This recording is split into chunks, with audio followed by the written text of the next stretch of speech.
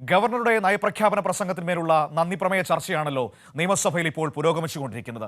ഈ നന്ദിപ്രമേയ ചർച്ച ഇന്ന് അവസാനിക്കുന്ന ദിവസമാണ്. ചർച്ചയ്ക്ക് മുഖ്യമന്ത്രി പിണറായി വിജയൻ ഇന്ന് നിയമസഭയിൽ മറുപടി നൽകും. ഒപ്പം തന്നെ ഈ വന്യജീവി ആക്രമണം അടക്കമുള്ള പ്രശ്നങ്ങൾ, ഒപ്പം ഈ നമ്മുടെ മുനമ്പം വിഷയമൊക്കെ ഇന്ന് സഭയിൽ കൊണ്ടുവരാനുള്ള സാധ്യത കാണുന്നുണ്ട്. ഏതായാലും ഷീജ തിരുവനന്തപുരത്ത് നിന്ന് നമ്മളോടൊപ്പം ചേരുകയാണ്. നിയമസഭയെക്കുറിച്ച് ഇന്നത്തെ മുഖ്യമന്ത്രിയുടെ മറുപടി പ്രസംഗത്തെക്കുറിച്ചൊക്കെ സമഗ്രമായ വിവരങ്ങൾ നൽകാനായി. Sheeja, good morning. Good morning Manu. Sheeja, ഇന്ന് നിയമസഭയിൽ വളരെ പ്രധാനപ്പെട്ട ദിവസമാണ്. നമ്മുടെ ഈ ഗവർണർ നയപ്രഖ്യാപന പ്രസംഗം നടത്തി. അതിന്മേലുള്ള നന്ദിപ്രമേയ ചർച്ച കഴിഞ്ഞ കുറച്ച് ദിവസങ്ങളായി നടന്നുകൊണ്ടിരിക്കുകയായിരുന്നു. പലതരത്തിലുള്ള വിഷയങ്ങൾ സഭയുടെ പരിഗണനയിലേക്ക് വരുന്നത് നമ്മൾ കണ്ടതാണ്. ഇന്ന് ഈ നന്ദിപ്രമേയ ചർച്ചയ്ക്ക് മുഖ്യമന്ത്രി മറുപടി പറയുന്ന ഏറ്റവും പ്രധാനപ്പെട്ട ദിവസമാണ്. ഒപ്പം തന്നെ പതിവ് പോലെ പ്രതിപക്ഷത്തിന്റെ സ്ട്രാറ്റജി ഇന്ന് സഭയിൽ എന്താണ്? ഏത് വിഷയം എടുത്തുകൊണ്ടുവരാനാണ് ഇന്ന് സാധ്യത?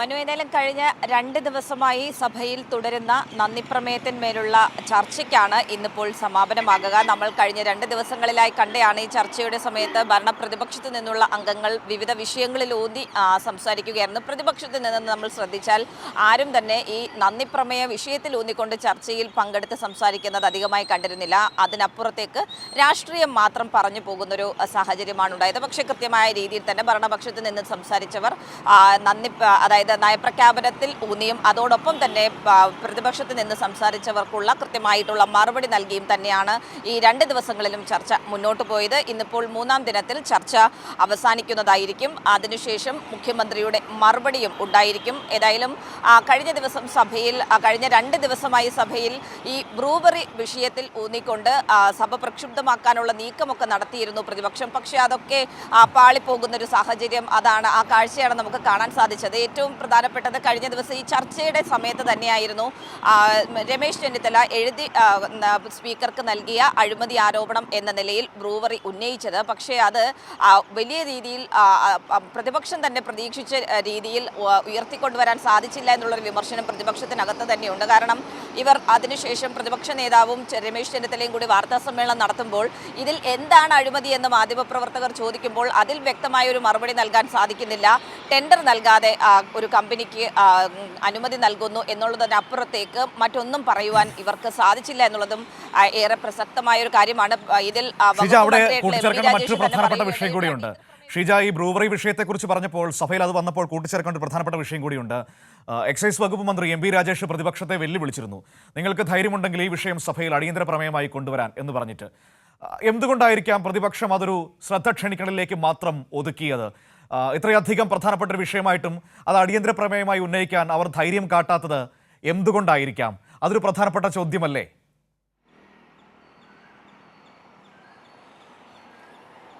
തീർച്ചയായും മനു, അത് തന്നെയായിരുന്നു ഞാൻ പറഞ്ഞു വന്നതും. അതായത് ഈ വിഷയം അടിയന്തര പ്രമേയമായി ഉന്നയിക്കുകയാണെങ്കിൽ ഉറപ്പാണ് സർക്കാർ അത് ചർച്ചയ്ക്കെടുക്കുന്നതായിരിക്കും. ഇതിൽ കൃത്യമായ രീതിയിൽ ഏത് രീതിയിലാണ് കാര്യങ്ങൾ സർക്കാർ ചെയ്തിട്ടുള്ളത് എന്നുള്ളത് പറയുവാൻ സർക്കാരിന് ഒരു തരത്തിലുള്ള മടിയുമില്ല എന്നുള്ളത് എം പി രാജേഷ് തന്നെ വ്യക്തമാക്കിയിട്ടുണ്ട്. അപ്പോൾ അവർക്കറിയാം ഈ വിഷയം അടിയന്തര പ്രമേയമായി ഉന്നയിക്കുകയാണെങ്കിൽ അത് ചർച്ചയ്ക്കെടുക്കും. അപ്പോൾ തങ്ങൾ പറഞ്ഞ വാദങ്ങളെല്ലാം തെറ്റാണ് എന്നുള്ളത് ഈ ചർച്ചയുടെ വേളയിൽ തന്നെ വ്യക്തമാകും.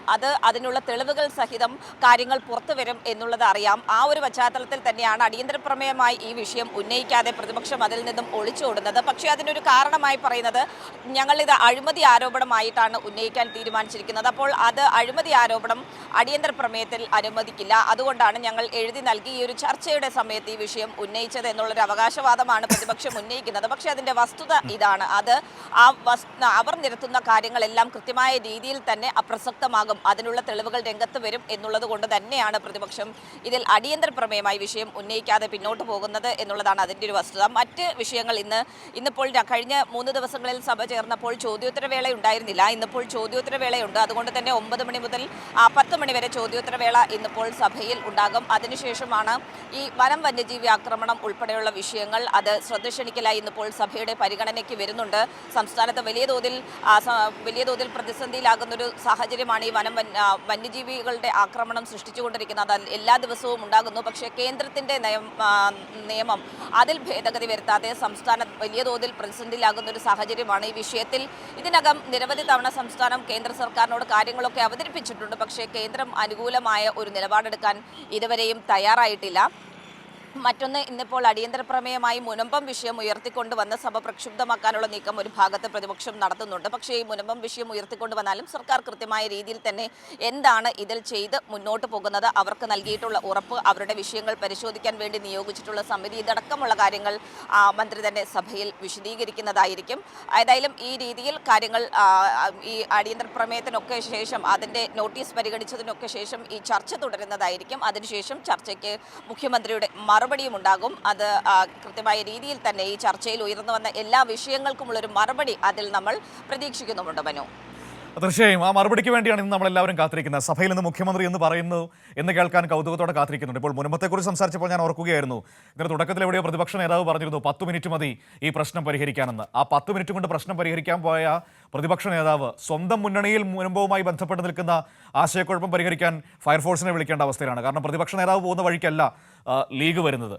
രണ്ട് വ്യത്യസ്ത അഭിപ്രായങ്ങളാണ് പറഞ്ഞുകൊണ്ടിരിക്കുന്നത്. ലീഗിൽ തന്നെ അതിൽ പലതരത്തിലുള്ള ഭിന്നാഭിപ്രായങ്ങളുണ്ട്. അപ്പോൾ അതിന്ന് സഭയിൽ കൊണ്ടുവന്നാൽ മിക്കവാറും വലിയൊരു രസകരമായ കാഴ്ചയായിരിക്കും.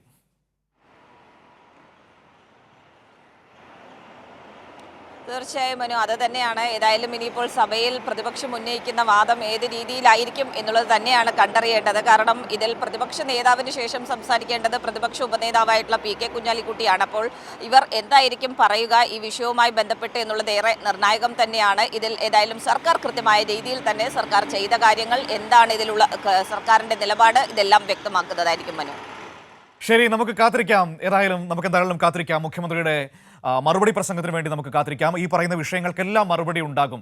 എല്ലാത്തിനും ചേർത്ത് തന്നെ മറുപടി നൽകുമെന്നാണ് ഇന്നിപ്പോൾ നമുക്ക് ഏറ്റവും പ്രധാനത്തോടെ അല്ലെങ്കിൽ പ്രാധാന്യത്തോടെ പറയാനുള്ളത്. അപ്പോൾ അതെങ്ങനെയായിരിക്കുമെന്ന് കേൾക്കാൻ രസകരമായിരിക്കും. കാരണം ഫ്ലോറിലെ ഓരോ പ്രസംഗങ്ങളും വളരെ രസകരമാണല്ലോ, അല്ലെങ്കിൽ അതിൻ്റെ പ്രാധാന്യം വേറെയാണല്ലോ. അതുകൊണ്ട് തന്നെ നമുക്ക് മുഖ്യമന്ത്രിയുടെ മറുപടി പ്രസംഗം തത്സമയം കൈരളി ന്യൂസിലൂടെ പ്രേക്ഷകരൊക്കെ കാണണം.